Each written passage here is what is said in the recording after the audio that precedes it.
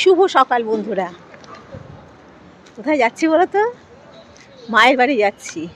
এখন প্রায় 11টা বাজতে চললো। একটুখানি বসবো, মায়ের সাথে গল্প গুজব করবো, তারপরে বাড়ি ফিরবো।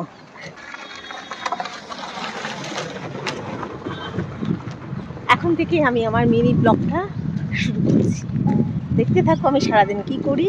আজকে জল খাবারে কি খেয়েছি জানো? চাল ভাজা মুড়ি, যেটা আমাদের এখানে খুব ভালো পাওয়া যায়, সেটা পেঁয়াজ, কাঁচা লঙ্কা কুচি, আদা কুচি দিয়ে মেখে খেয়েছি, আর কলা খেয়েছি।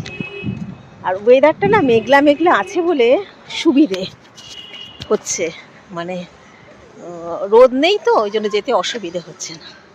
তো চলো পরে আবার আসছি তোমাদের কাছে।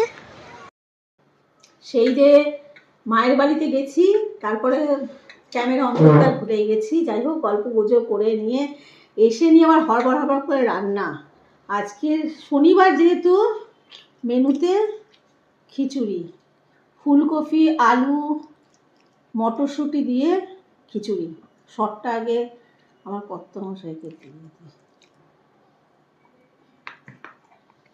ঘি ফি সব দেওয়া আছে। দেশি ফুলকপি গেটের সামনে বিক্রি হচ্ছিল, সেই দেশি ফুলকপি দিয়ে খিচুড়ি। এদিকে হচ্ছে কুমড়ো ফুলের বড়া, আর এদিকে হচ্ছে পোস্ত বড়া। কুমড়ো ফুলের বড়াটা আমি খেতে হয়তো একটা খাবো, পোস্ত বড়াটা ওই জন্য বানিয়েছি। আর কালকের বেগুন ভাজা, বরবটি ভাজা একটু বেঁচে আছে, এটা আমি খেয়ে নেবো।